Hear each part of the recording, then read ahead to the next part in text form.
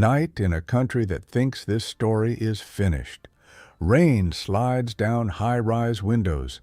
Neon bleeds into puddles. In living rooms across China, televisions glow with one headline. After more than 20 years on the run, a woman called Lao Rongzhi has been executed for killing 7 people. For most viewers, it is just another crime story. A face in handcuffs, a courtroom, a final sentence. 7 victims, 4 provinces, 1 fugitive, caught and punished. The anchor moves on. The next segment starts. The file, officially, is closed. But the real story does not live in that headline. It lives in the moment a man in Nanchang pushed open his front door and expected to see his wife and small daughter, and never walked through that door again. It lives in a burned apartment in Changzhou, where a mother and child died in smoke because someone decided evidence mattered more than their lives. It lives in the silence of a carpenter's workshop in Hefei, where tools hung on the wall waiting for hands that would never touch them again. It also lives in the gaps between police stations and provinces, in the years when separate files sat on separate desks and nobody saw that the same 2 people stood behind them all. This is not a film about a female serial killer as a dark curiosity. This is a film about how trust becomes a weapon in the wrong hands, how ordinary systems fail in slow motion, and how a woman can live under false names for 2 decades while 7 families spend those same years learning how to live around an empty chair. So we are not going to ask, who is Lao Rongzhi, as if she were the star. We are going to ask something more uncomfortable. How did she and her partner manage to turn crowded bars, normal apartments, and bureaucratic blind spots into a route from one dead body to the next? And why did it take until 2023 for the country to say, enough? The execution is the last page. The first page is the mid-1990s. China is moving at a speed that feels almost violent. Cities like Nanchang, Wenzhou, Changzhou, and Hefei are stretching outward in concrete and glass. New money flows through construction sites, factories, small private businesses. People arrive from smaller towns with a suitcase in one hand and someone else's phone number in the other. At night, that movement condenses into bars and entertainment venues. Inside, the air is heavy with smoke and perfume. Neon reflects in half-empty glasses. Waiters weave between tables. Private rooms host loud toasts, quiet negotiations, and affairs that never make it into public view. Men who are cautious in daylight let their guard drop after midnight. They speak freely, spend freely, and trust freely. Every city has its own police, its own priorities. Petty theft here, workplace disputes there, domestic violence, drunk fights, ordinary murders. Each serious case opens a new file, fills a new folder, takes up a new space on a desk that already has too many. There is no screen in any station that flashes red when a similar crime happens hundreds of kilometers away. There is no central database that instantly says, "Look closer. Someone is repeating the same pattern in a different city." Into this world step 2 people from Jiangxi, a man whose answer to most problems is violence, and a woman whose job is to make strangers forget that anything bad could happen to them. Together, they will use the country's growing nightlife as cover.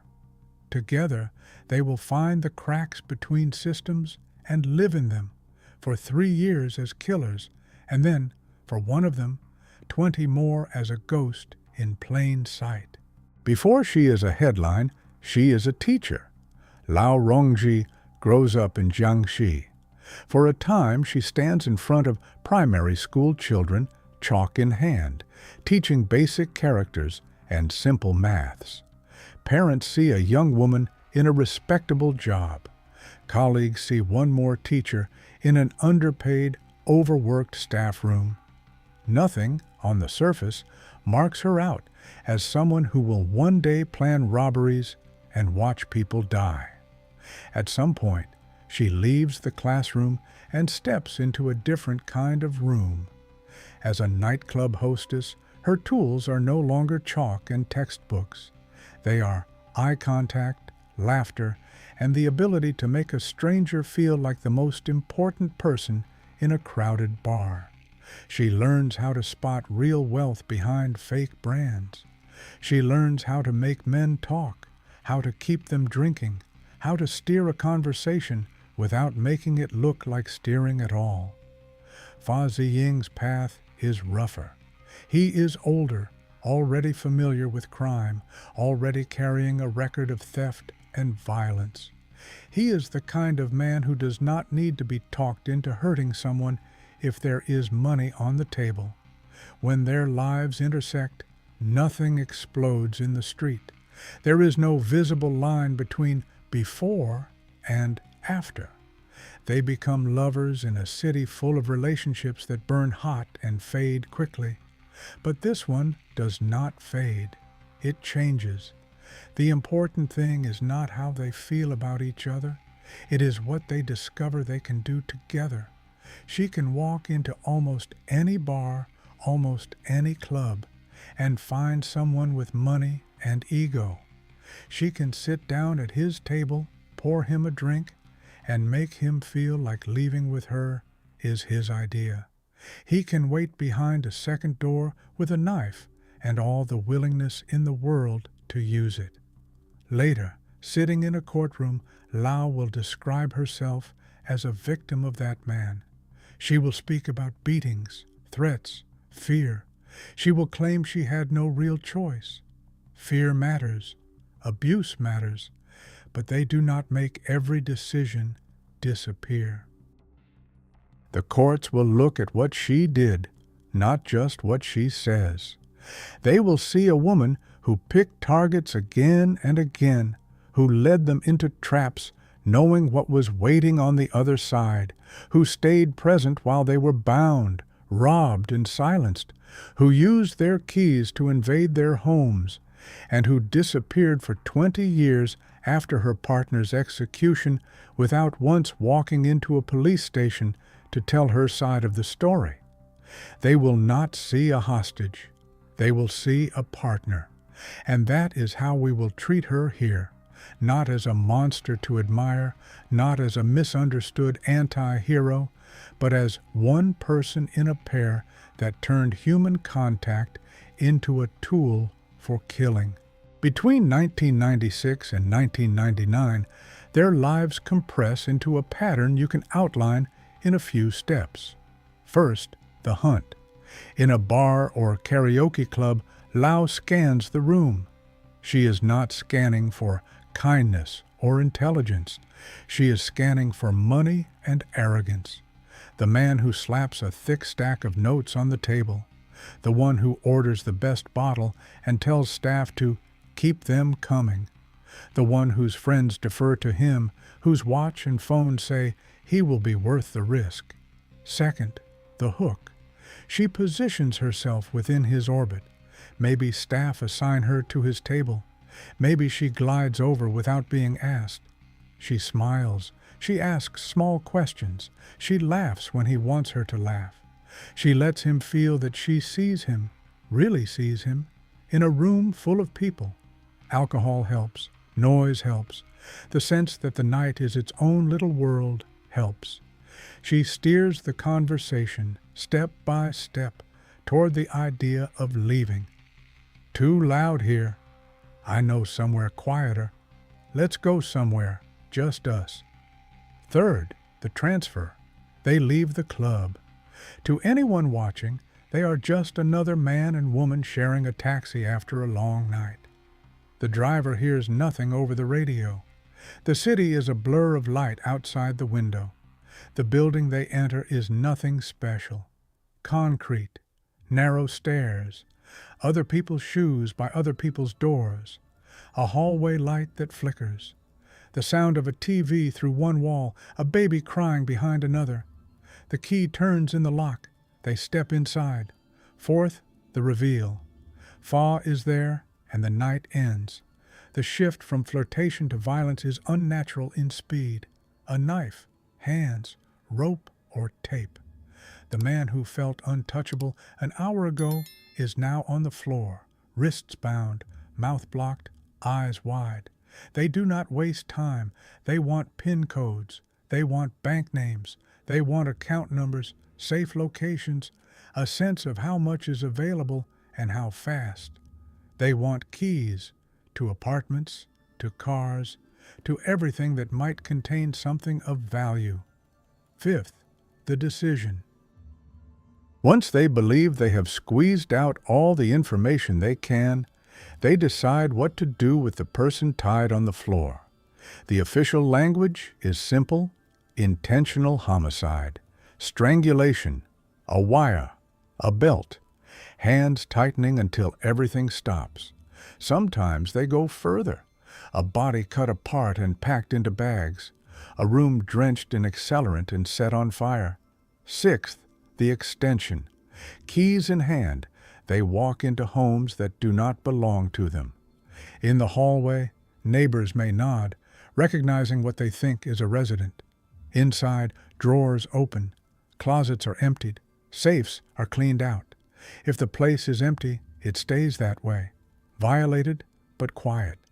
If someone is inside, a spouse, a parent, a child, that person becomes a problem to be removed, not because of personal hatred, but because witnesses are bad for business.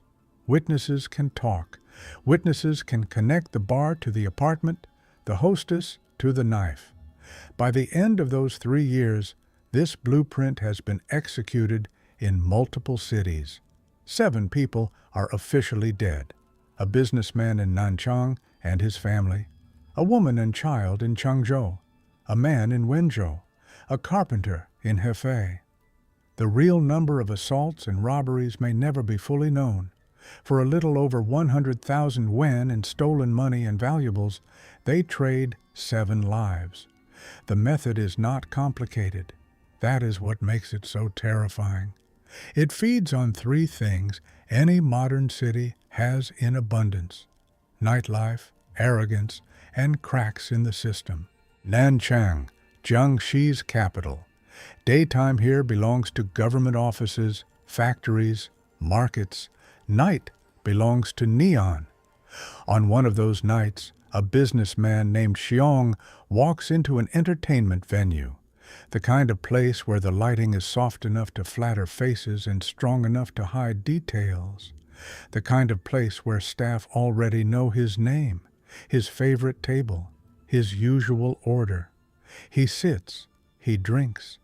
The noise around him builds a wall between this room and whatever waits outside. At some point, Lao appears at his side. To him, she is a familiar type. The attentive hostess who keeps his glass full, who listens to stories he has told too many times, who makes him feel less like a customer and more like the main character in the room. To her, he is a calculation. Every time he pulls out his wallet, every time he tips, every time he drops a detail about his work or his house or his habits, the calculation sharpens. Enough money to be worth it, enough ego to think nothing bad will happen to him. Hours pass. The room thins. Cigarette smoke hangs low over the tables. The music feels like background noise. She leans closer. "It's getting noisy," she says. "I know somewhere we can talk." For him, it is an invitation. For her, it is the next step in a script she has already played out before. They leave together. The staff barely glance up. The sight of a man leaving with a hostess is nothing new here. Outside, the night air is a shock of cool against skin warm from alcohol. A taxi door opens and closes. City lights run along the car windows like water. The apartment building they arrive at is ordinary. Paint peeling in stairwells, flyers stuck crooked on walls, The kind of place where a stranger could walk in and nobody would remember the next day. They climb. A key turns. The door opens. Inside, the world shrinks to a small room, a few pieces of furniture, and two people who do not want him to leave alive. Fa steps out from wherever he was waiting. The knife in his hand redraws the entire situation in a heartbeat. The man who negotiated contracts hours earlier now has no leverage. He is tied, immobilized. His mouth is blocked. The questions start. Which bank? What branch? How much? Where is your cash? Where are your keys? Who is at home? Will your wife be awake? Where does your child sleep? He answers because he still believes at some level that answers might save him. They don't. When his usefulness is over, they kill him. Officially, strangled with a wire. In practical terms, breath taken away by the same hands that poured his drinks earlier that night and the hands of the man he never saw coming. They cut his body apart, piece by piece, to hide it. Flesh becomes evidence, and evidence becomes a risk to be packed into bags and moved out of sight. With his keys in their pockets and his details in their heads, they leave.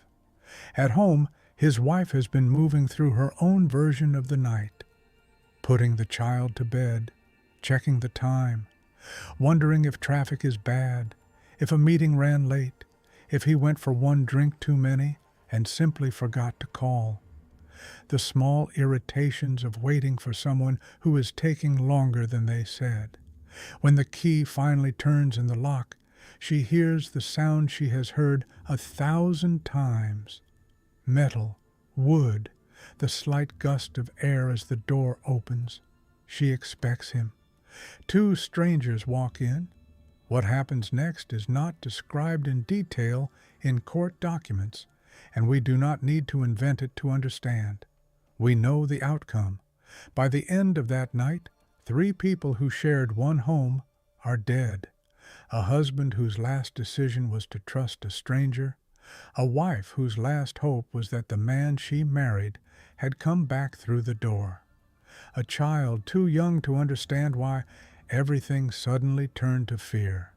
For neighbors, the crime rips a hole in the illusion that what happens inside your own apartment is under your control. For the police, it is a major case, a triple murder, a wealthy victim, a missing man whose body is not where it should be. They do not yet know that this is not an isolated horror, but one stop on a line that will run through other cities before anyone draws it on a map. From Nanchang, the pair move east. Wenzhou, on the coast of Ziying, is a city built on trade. Small factories, family businesses, private entrepreneurs. Money circulates quickly here, and where there is money, there are places to spend it. In one of those places, another man meets Lao. The details repeat. The bar, the warmth of alcohol, the easy conversation, the suggestion that the night doesn't have to end yet. For him, she is a break from work, a story to tell friends later. For her, he is another line in a ledger. They go to a room that looks harmless from the outside. Inside, Fa is waiting. Robbery, fear, violence, death. Another body, another family somewhere in the city who will soon learn that the person they loved is not delayed. He is gone. Further north, in Changzhou, Jiangsu, the pattern alters without losing its core. Here, the victim is not a businessman leaving a club. She is a woman in her own apartment, Zhang. She lives there with her young daughter. Their home is full of the small signs of ordinary life. Toys, clothes, dishes, the clutter of a day that expected to become tomorrow. The attack transforms those objects into evidence. Fa enters with a knife. Zhang is tied and robbed. Her daughter is present, conscious enough to feel terror, too young to have any strategy for survival. The court record is blunt. Both are strangled with a belt. Then the apartment is set on fire. For Lao and Fa, flames are a way to erase themselves, burn fingerprints, burn DNA, burn the shape of what happened in this room. For neighbors, flames are an alarm in the night, heat against windows, smoke in the hallway, the sound of sirens and boots and shouted instructions. Firefighters arrive, but for Zhang and her child, it is already too late. In Nanchang, in Wenzhou, in Changzhou, the external details differ. Different wallpaper, different accents, different neighbors banging on different doors. But the moral geometry is the same. Two people standing on one side of a line saying, "Your life versus my profit," and choosing profit every time. Hefei, the capital of Anhui province, adds a different face to the list. Here, the victim is not a man in a suit leaving a club or a woman in an apartment in a coastal city. He is a carpenter, Lu Zhongming. His work leaves behind tangible things, tables, doors, frames, that outlast daily conversations. When he disappears, the shock does not hit headlines first. It hits a workshop that suddenly has one less pair of hands and a family that has one less person bringing money home. The method is familiar even if the setting is not. Deception, force, robbery, death. For his wife, Zhu Dahong, the loss is not only emotional, it is financial, practical, relentless. Bills still arrive. Rent still needs paying. Food still needs to end up on the table. Time does not pause because a crime has taken place. Years later, when Lao finally faces trial, Zhu steps into a system that can feel intimidating even to people who haven't just lost everything. She files a civil claim alongside the criminal case, asking for more than 1.3 million yuan in compensation for her husband's death. Not because money can ever equal a life, but because money is the language the court understands when it tries to measure damage. The court listens, calculates, and decides that legally the figure should be much lower, around 48,000 yuan, a number that might look precise on paper, but feels, from the other side of the bench, painfully small. Zhu is not satisfied. How could she be? But she does not appeal. Some battles are too long, even for those who have already survived the worst thing that could happen to them. Her presence in the story matters because she reminds us what gets erased when we talk too much about killers. Behind the label "one of 7 victims" is a craftsman, a wife, a workplace, a web of people whose lives were bent out of shape by someone else's greed. By now, if you draw the crimes on a map, you get a jagged line. Nanchang, Wenzhou, Changzhou, Hefei. 4 cities, 4 provinces, 3 years. The question is obvious. Why didn't the system stop them sooner? The answer is not satisfying because it is not dramatic. It is not a single corrupt officer, not a single lost file, not a single moment where someone fell asleep on duty. It is something more boring and more dangerous: fragmentation. In the late 1990s, each major crime produces paperwork, interviews, autopsy reports, scene photos, diagrams, forensic analyses. These stack up in local stations. They travel upward to provincial offices.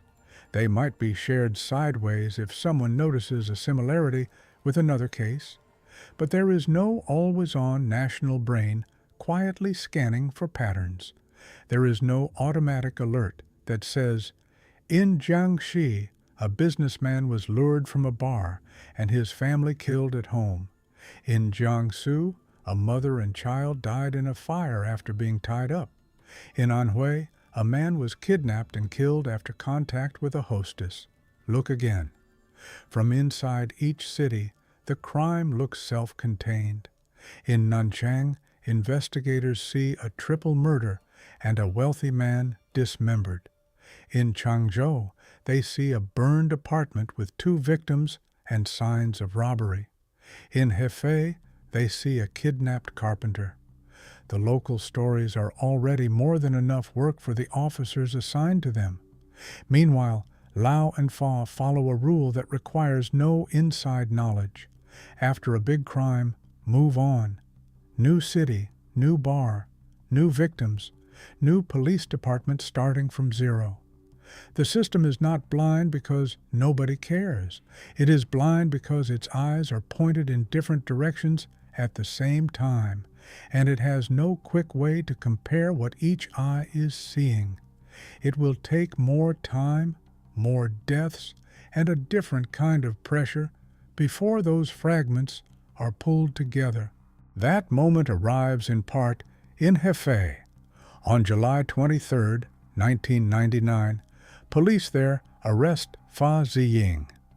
The investigation has wound its way through tips, patterns, and hard legwork to the man who has been appearing in too many stories that end in blood.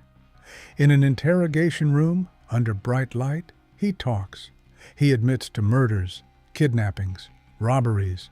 He describes how he and Lao worked together, how she picked and lured victims, how he threatened and killed them, how they used keys and information to break into homes and eliminate witnesses. He also claims involvement in other crimes, armed robberies, assaults, in cities beyond the 4 we know best. Some of those confessions cannot be fully supported by evidence. They do not all end up in the final judgment, but enough of what he says matches the files on different desks to change how investigators see the past 3 years. Suddenly, separate cases are no longer isolated storms. They look like parts of a single weather system. For Fa, the consequences are fast. By December 1999, he has been tried, convicted, and sentenced to death for multiple counts of intentional homicide, kidnapping, and robbery. The court describes his crimes as especially cruel, his motivation as greed, the social harm as extremely serious. The sentence is carried out by firing squad. He dies with many answers still only partially explored, many claims untested, many details about the partnership left for others to fill. One half of the pair is gone. The other uses the opening created by his arrest to vanish. From the outside, the next 2 decades of Lao's life look unremarkable. She does not dig a bunker or flee the country. She stays inside the borders of the same state whose courtrooms will one day sentence her. She uses new names, new ID details, new backstories. She works, again, in nightlife and entertainment venues, spaces where staff turnover is constant and personal histories are usually kept blurred on purpose. To colleagues, she is another woman trying to survive in a demanding industry. To clients, she is the face at their table that they will barely remember a month later. To neighbors, she is just someone who comes home late and leaves in the afternoon. Unless someone compares her face and fingerprints to an old, fading wanted notice from Jiangxi, she is no one special. For the families of the dead, these 20 years are something else entirely. They navigate anniversaries that never get easier, court paperwork they may not fully understand, financial stresses that never really go away. They see their children grow up without a parent, or their parents grow old without the child they expected to rely on. They live with a split reality. They know that one person, Fa, has been punished. They know that the woman who walked their loved ones into danger vanished into a crowd and stayed there. Time does not give them closure, it gives them distance. There is a difference. All this time, the country changes around them. Surveillance cameras multiply.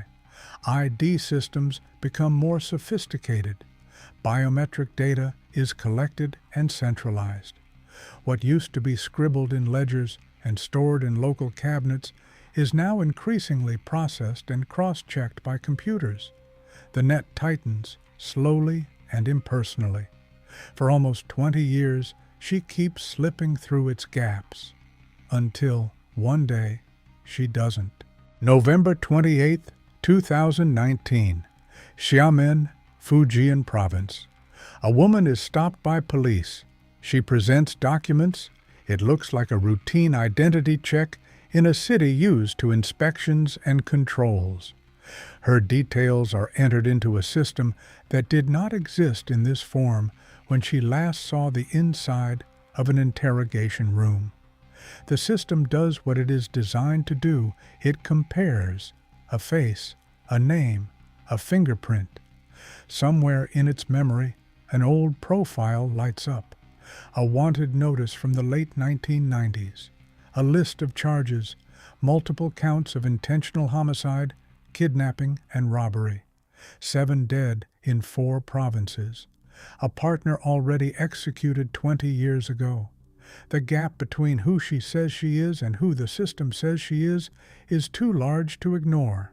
The woman standing in Xiamen is identified as Lao Rongzhi. The arrest this time is not dramatic. No chase, no gunfire. Just a slow, inevitable inversion of 20 years of evasion. For the first time since 1999, she is again a suspect with a real name and a real case file in front of police. For the families who spent decades remembering dates nobody else seemed to care about, the news lands like a tremor. Something they thought was permanently unfinished suddenly shifts. When Lao is brought back to Nanchang to stand trial, the courtroom is not just a legal space. It is a stage where the state, the families, and she herself will try to define what the last 30 years mean. The prosecution's story is structured, cold, and heavy. They walk through the years 1996 to 1999, city by city. Nanchang, Wenzhou, Changzhou, Hefei. They give names, dates, locations. They describe the method, selection in entertainment venues, luring to rented rooms, robberies at knife point, killings, home invasions, fires set to erase traces. They name the victims, the businessman and his family, the woman and child in the burned apartment, the carpenter in Hefei, the other man in Wenzhou. They put a number to the financial gain, over 100,000 yuan, but return again and again to the number 7, because money can be repaid and lives cannot. They present her as a main offender, not a side character, not someone just present. The person who made the plan viable by bringing victims through the door. Her defense tells a different story. She does not deny knowing Fa or being with him. She does not deny that crimes happened around her, but she claims she was forced, beaten, threatened, told that disobedience would bring worse violence. She presents herself as a woman trapped by a dangerous man in a relationship she could not leave. The court has to do something more complex than choosing who they feel sorry for. It has to measure these stories against actions.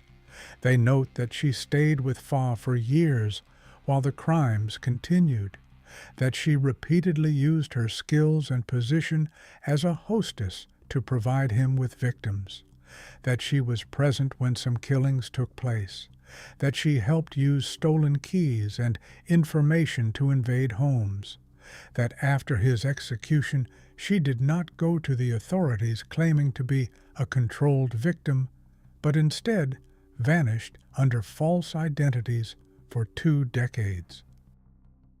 They also consider the scale of the harm, 7 deaths, including a small child, mutilation of bodies, arson that endangered not only direct victims, but entire buildings.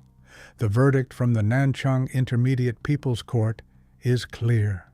She is guilty of intentional homicide in 5 cases, kidnapping leading to death in 1, and robbery. She is classified as a principal offender. The sentence is death, plus lifelong deprivation of political rights and confiscation of all personal property. The families in the courtroom hear the words they have waited years to hear. But even as the judge reads them, they know that what is being balanced here is law, not loss. The story does not stop at the first verdict. Lao appeals to a higher court in Jiangxi. Her lawyers emphasize coercion, alleged abuse, her expressions of regret. They ask for the death sentence to be replaced with life imprisonment. The Jiangxi High People's Court reviews the case, the files, the evidence, the legal reasoning. It upholds both the conviction and the sentence. The crimes, it says, are too serious, the methods too cruel, the consequences too severe. From there, the case goes to the highest judicial body in the country. The Supreme People's Court reviews every death penalty before it is carried out. Judges read through the record. They question Lao personally.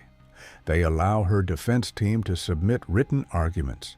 They consider issues of fact, law, and procedure. In their final review, they state that the facts of the case are clear, the evidence sufficient, the legal classification correct, and the punishment appropriate. They highlight once more the combination of factors: 7 dead, including a child, financial motive, repeated crimes across multiple provinces, extreme cruelty, and her central role in making the crimes possible. They approve the death sentence. Legally, there is nowhere else to go. When the execution happens, it happens away from cameras. The public sees the announcement, not the act. A written statement that the sentence on Lao Rongzhi has been carried out in accordance with the law, that she met her relatives beforehand, that she expressed regret and apologized to the families of the victims. State media describe the case as one in which justice has finally been done. Old footage of her trials plays on screen. Archive shots of the 1990s mix with recent courtroom scenes. The narrative is simple. A woman who evaded capture for 20 years has finally paid with her life for the lives she helped take. For the 7 families at the center of this story, the day feels different. On one level, it is a confirmation that the state did not forget them. It chased someone for decades, brought her back, put her on trial, allowed her appeals, and imposed the harshest punishment it had. There is a kind of recognition in that, a public admission that what happened to their loved ones was not just another crime in an old file. On another level, it changes nothing about the nights that matter most to them. The last time they saw the person who died, the moment someone knocked on their door with news that made time split into a before and an after. The years between then and now, full of small daily acts of survival that the legal system never sees. No execution can make a child's bed less empty. No sentence can unburn an apartment or reassemble a dismembered body. No official phrase about justice completed can tell a widow how to feel when she hears that the person who took her husband's life has now lost hers. The law has done what it can. Its tools are blunt: conviction, sentencing, punishment. They were never designed to heal. When the dust settles and the cameras move on, the question is what remains. We are left with a line of facts: a teacher turned hostess, a violent partner, 7 dead, 4 provinces, 3 years of killings, 20 years of hiding, 1 trial, 1 execution. But we are also left with something less tidy: We see how easily criminal intent can hide inside ordinary spaces: a bar, an apartment, a staircase neighbors have walked down 1,000 times. We see how much damage two people can do when they understand where systems are weak. Between cities, between departments, between one stack of files and another. We see that justice is real but slow, and that its arrival does not automatically bring peace. Most importantly, this case forces us to look away from the face in handcuffs and toward the people whose names are often reduced to Victim 1, Victim 2, Victim 3. The businessman who never came home, the wife and child who died for being at home, the woman and child who burned, the carpenter whose tools outlived him, the families who carried all of that quietly while the country changed around them. The story of Lao Rongzhi is not just about how one woman helped kill 7 people. It is about how long those 7 people had to wait for their names to be spoken in court. It is about how many years a state needs to upgrade its memory before it can no longer be outrun by a fake ID. It is about the space between what the law can repair and what it can never touch. And it leaves us with one last uncomfortable question. In how many other cities, on how many other desks, are there still separate files that belong to the same invisible line, waiting for someone to notice that they add up to a story very much like this one?